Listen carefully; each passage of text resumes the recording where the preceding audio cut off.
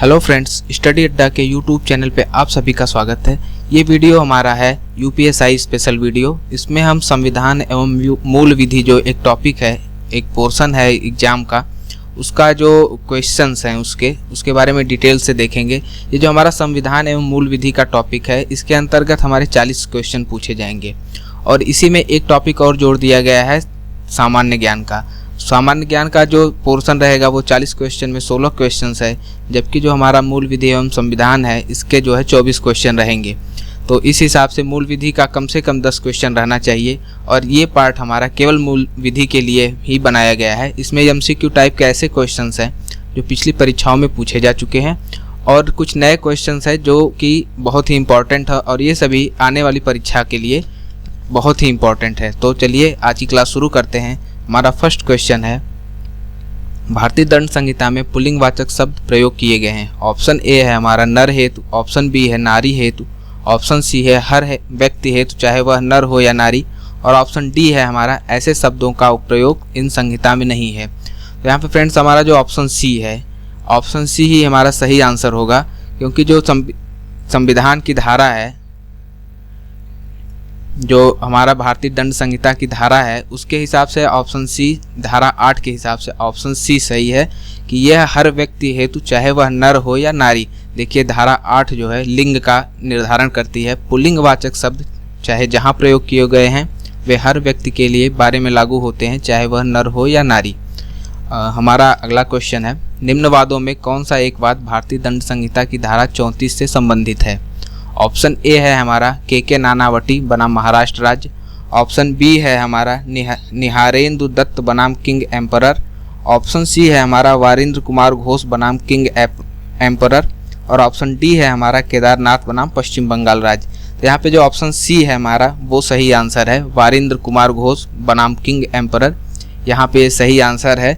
इसके लिए जो हमारा धारा 34 है, भारतीय दंड संहिता की धारा 34 है, इसका इस धारा के अनुसार ये निश्चित होता है कि सामान्य आशय को अग्रसर करने में कई व्यक्तियों द्वारा किए गए कार्य, जबकि कोई आपराधिक कार्य कई व्यक्तियों द्वारा अपने सबके सामान्य आशय को अग्रसर करने में किया जाता है, तब ऐसे व्यक्ति में से हर व्यक्ति उस कार्य के लिए उसी प्रकार दायित्व के अधीन है मानो वह कार्य अकेले उसी ने किया हो। तो इसका आंसर हमारा है सी, ऑप्शन सी, वारिंद्र कुमार घोष बनाम किंग एम्परर। हमारा नेक्स्ट क्वेश्चन है फ्रेंड्स, प्राइवेट प्रतिरक्षा का अधिकार किससे संबंधित है। प्राइवेट प्रतिरक्षा का अधिकार किससे संबंधित है। ऑप्शन ए दिया हुआ है हमारा शरीर से, ऑप्शन बी है संपत्ति से, ऑप्शन सी है हमारा शरीर एवं संपत्ति दोनों से, और ऑप्शन डी है हमारा इनमें से कोई नहीं। तो फ्रेंड्स यहाँ पे जो हमारा ऑप्शन सी है, शरीर और संपत्ति दोनों से, यही सही आंसर है, क्योंकि इसकी जो धारा 97 है, भारतीय दंड संहिता की धारा 97 जो है, उसके हिसाब से शरीर तथा संपत्ति की प्राइवेट प्रतिरक्षा का अधिकार इसके विषय में वर्णन किया गया हुआ है।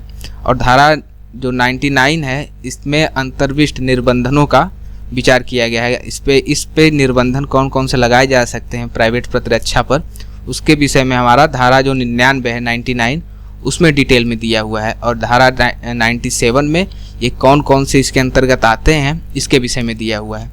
हमारा नेक्स्ट क्वेश्चन है फ्रेंड्स, आत्मरक्षा का अधिकार है। ऑप्शन ए है अपने शरीर के प्रति अपराध से प्रतिरक्षा, ऑप्शन बी है दूसरे के शरीर की प्रतिरक्षा, ऑप्शन सी है हमारा चोरी लूट आदि अपराध से प्रतिरक्षा, और ऑप्शन डी है हमारा उपरोक्त सभी। तो इसमें जो ऑप्शन डी है हमारा उपरोक्त सभी, यही सही आंसर है।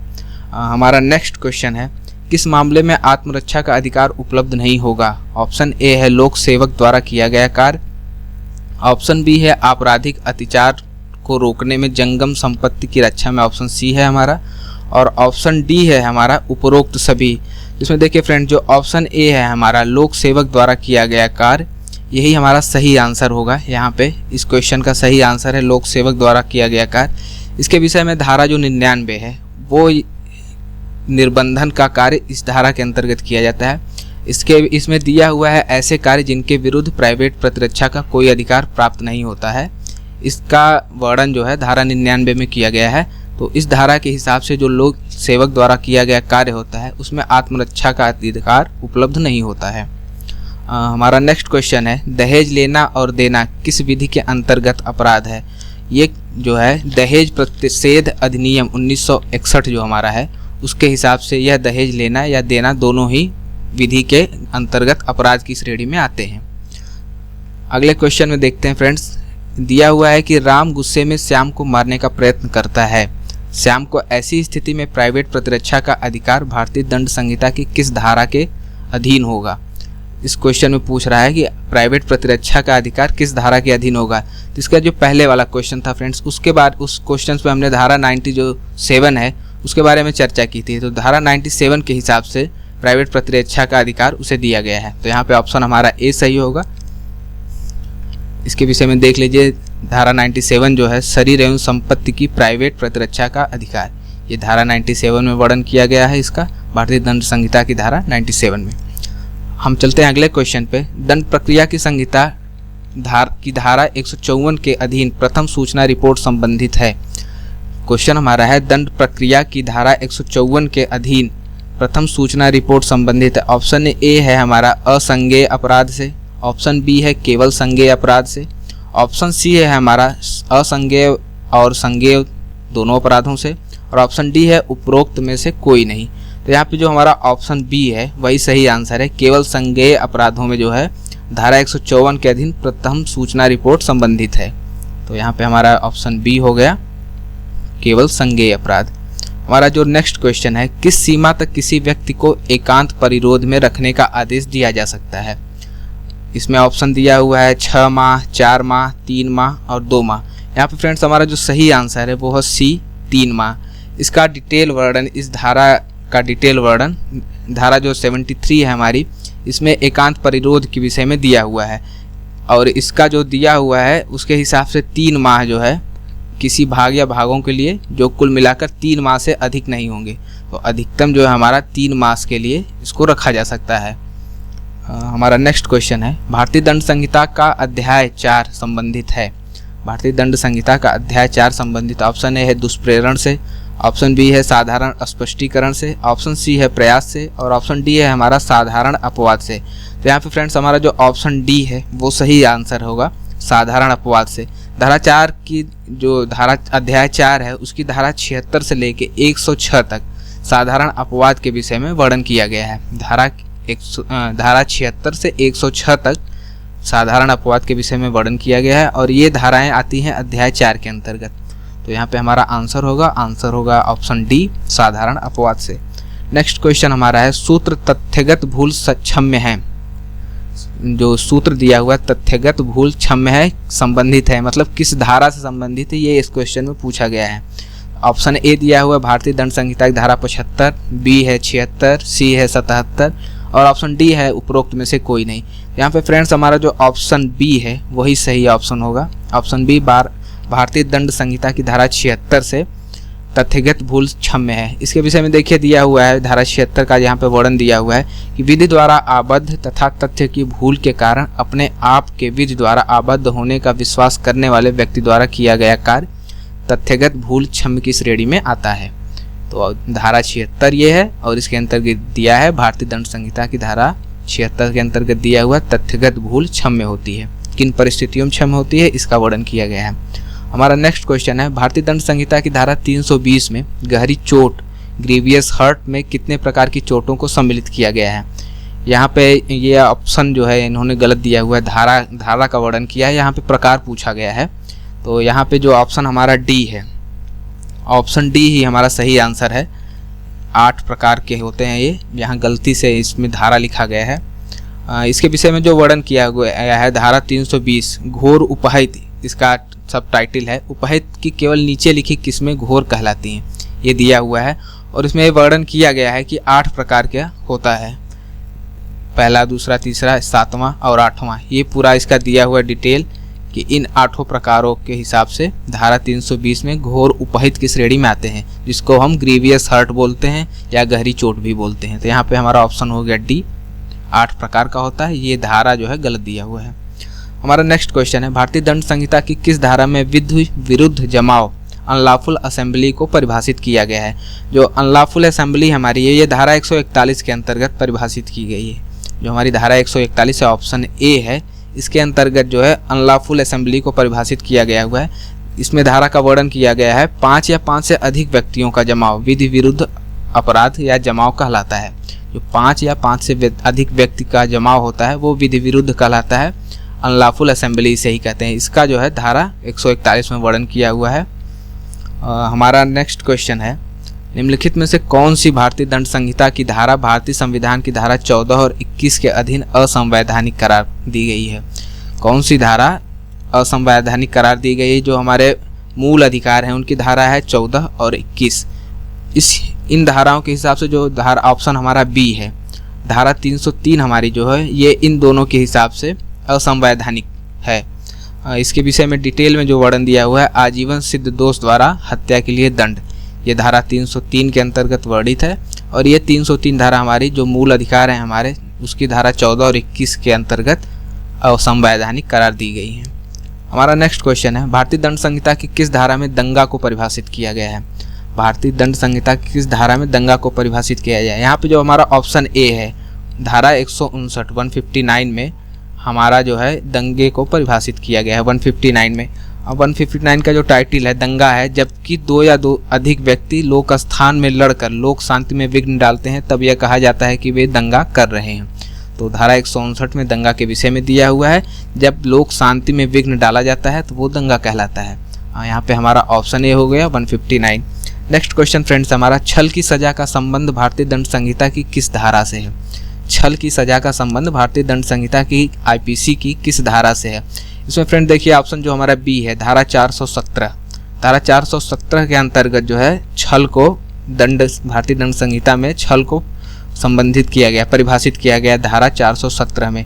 धारा 417 का वर्णन इस प्रकार है, छल के लिए दंड, जो कोई छल करेगा, यहाँ पे दिया हुआ है इस धारा में, जो कोई छल करेगा दोनों में से किसी भांति के कारावास से जिसकी अवधि 1 वर्ष तक की हो सकेगी या जुर्माने से या दोनों से दंडित किया जाएगा। या तो उसे कारावास होगा या तो जुर्माना होगा 1 साल का, या दोनों से दंडित किया जा सकता है। ऐसा धारा 417 के अंतर्गत छल के लिए दंड में वर्णन किया गया है। हमारा नेक्स्ट क्वेश्चन है यहाँ पे, निम्नलिखित में से कौन सा अपराध है जिसकी तैयारी आईपीसी में दंडनीय है? जो पूछा हुआ है कि निम्नलिखित में से कौन सा अपराध है जो आईपीसी में दंडनीय है, जिसके बारे में सोचना तैयारी करना भी दंडनीय है। यहाँ पे जो सब ऑप्शन दिया हुआ है हमारा सी, भारत सरकार के विरुद्ध युद्ध छेड़ना। जो हमारा भारतीय दंड संहिता है आईपीसी है, उसकी जो अध्याय 6 है उसमें धारा 121 से लेके 130 तक ऐसे कृत्यों का वर्णन है जो कि भारत सरकार के विरुद्ध युद्ध छेड़ने की श्रेणी में गिने जाते हैं। ऐसे अपराधों का वर्णन किया गया है धारा 121 से 130 तक, जो कि अध्याय 6 में वर्णित है। तो यहाँ पे हमारा ऑप्शन सी सही आंसर होगा, भारत सरकार के विरुद्ध युद्ध छेड़ना या उसकी तैयारी करना भी जो है आईपीसी में दंडनीय है। हमारा नेक्स्ट क्वेश्चन है फ्रेंड्स, आत्महत्या करने के लिए दुष्प्रेरण की सजा का प्रावधान भारतीय दंड संहिता की किस धारा में है? आत्महत्या करने के लिए दुष्प्रेरण की सजा का प्रावधान भारतीय दंड संहिता की किस धारा में है? यहाँ पे जो धारा 306 है हमारी, वही सही आंसर होगा। धारा 306 के अंतर्गत दुष्प्रेरण का वर्णन किया गया है आत्महत्या करने के लिए। देखिए ये धारा 306 दिया हुआ है, यदि कोई व्यक्ति आत्महत्या करे तो जो कोई ऐसी आत्महत्या का दुष्प्रेरण करेगा वह दोनों में से किसी भांति के कारावास से जिसकी अवधि 10 वर्ष तक की हो सकेगी दंडित किया जाएगा और जुर्माने से भी दंडनीय होगा। तो अगर आत्महत्या के लिए दुष्प्रेरण करने पर जो करता है ऐसा कृत्य, उसके लिए 10 वर्ष की सजा और जुर्माना दोनों ही निर्धारित किया गया है धारा 306 के अंतर्गत। हमारा जो नेक्स्ट क्वेश्चन है यह है, भारतीय दंड संहिता में प्रतिरक्षा के अधिकार पर निर्बंधन वर्णित है। इस क्वेश्चन को हम लोग पीछे भी कर चुके हैं, इस टाइप का सेम यही था, बस क्वेश्चन पूछने का तरीका अलग है। तो धारा जो 99 हमारी 99 है वही होगा सही आंसर। 99 है, कार्य जिनके विरुद्ध प्राइवेट प्रतिरक्षा का कोई अधिकार नहीं है। ये धारा 99 के अंतर्गत वर्णित किया गया है और इसका सही आंसर होगा भारतीय दंड संहिता में प्रतिरक्षा के अधिकार पर निर्बंधन वर्णित है, ऑप्शन हमारा होगा सी। नेक्स्ट क्वेश्चन हमारा है, भारतीय दंड संहिता की किस धारा के अंतर्गत षड्यंत्र द्वारा दुष्प्रेरण का प्रावधान है? यहाँ पे ऑप्शन दिया हुआ ऑप्शन 1 है धारा 107 का खंड 1, धारा 108, धारा 107 का खंड 2 और धारा 107 का खंड 3। जो हमारा यहाँ पे धारा 107 का 2 है, ऑप्शन सी जो हमारा है वही हमारा सही आंसर है, क्योंकि इसके बाद ये जो धारा है 107 इसका पूरा यहाँ पे डिटेल दिया हुआ, किसी बात का दुष्प्रेषण। अब जो है इसमें जो दूसरा ऑप्शन दिया है, उस बात को करने के लिए किसी षड्यंत्र में से एक या अधिक अन्य व्यक्ति या व्यक्तियों के साथ सम्मिलित होता है। तो यहाँ जो षड्यंत्र द्वारा दुष्प्रेषण होता है, क्योंकि षड्यंत्र में एक या एक से अधिक व्यक्ति ही सम्मिलित रहते हैं, दो या दो से अधिक हो सकते हैं जो भी रहते हैं, लेकिन अकेला व्यक्ति षड्यंत्र में शामिल नहीं होता है। तो ऐसा जो यदि षड्यंत्र के अनुसरण में और बात को करने के उद्देश्य से कोई कार्य अवैध लोप घटित होता है, तो इस स्थिति में जो है 107(2) के अंतर्गत वो दंडनीय है।